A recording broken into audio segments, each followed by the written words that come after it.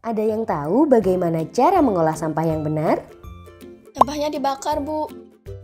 Wah, masih kurang tepat ya. Asap pembakaran ini bisa jadi polusi di udara. Kalau dihirup bisa menyebabkan sakit pernafasan. Cara yang lebih tepat adalah dengan cegah, pilah, dan olah sampah. Bu Guru jelaskan satu-satu ya. Cegah artinya mencegah timbulnya sampah baru. Caranya dengan membawa perlengkapan sendiri ke sekolah.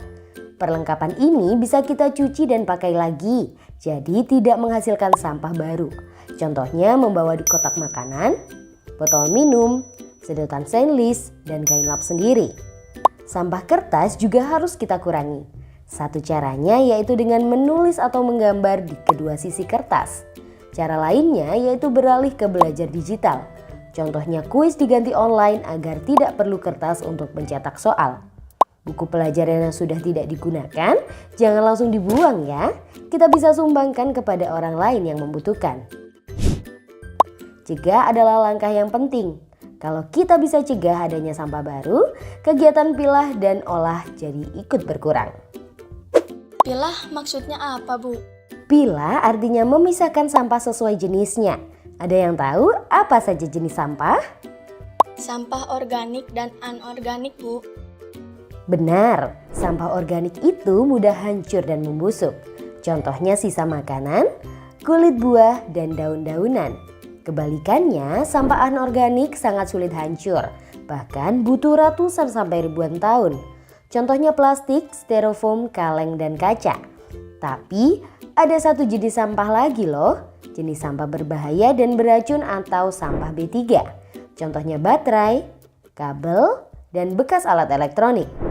Lalu bagaimana cara memilah sampah di sekolah? Caranya dengan membedakan tempat untuk setiap jenis sampah. Misalnya tong warna hijau untuk sampah organik, tong warna kuning untuk sampah anorganik guna ulang seperti plastik, kaca, kaleng. Dan tong warna biru untuk sampah anorganik daur ulang yang berbahan kertas. Sedangkan tong warna merah untuk sampah B3. Supaya mudah dibedakan, kita juga bisa tambahkan gambar contoh sampahnya di tong. Jadi buang sampah harus di tempat yang sesuai ya. Jangan membuang sampah di mana-mana. Jagalah kebersihan di lingkunganmu.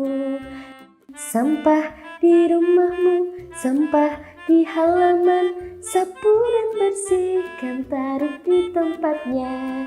Sapu dan bersihkan taruh di tempatnya. Bu Guru, kenapa sampah harus dipisahkan seperti itu? Sampah yang sudah dipisah akan lebih mudah untuk diolah. Olah artinya mengubah sampah jadi benda yang bermanfaat. Sampah organik bisa dijadikan pupuk kompos. Sampah kaleng bisa diubah menjadi tempat pensil, vas bunga, dan celengan. Sampah kertas bisa didaur ulang menjadi kertas baru atau dijadikan bahan kerajinan. Sampah plastik bisa dibuat menjadi ekobrik. Ekobrik itu maksudnya apa, Bu? Ekobrik itu botol plastik yang diisi dengan plastik-plastik sampai penuh dan padat. Karena terbuat dari plastik, ekobrik itu anti air dan awet. Ekobrik kemudian bisa disusun untuk membuat benda lain, contohnya kursi atau meja. Ekobrik juga bisa dipakai untuk dinding bangunan loh, keren ya. Nah, sekarang kita semua sudah paham ya bagaimana cara mengolah sampah yang tepat.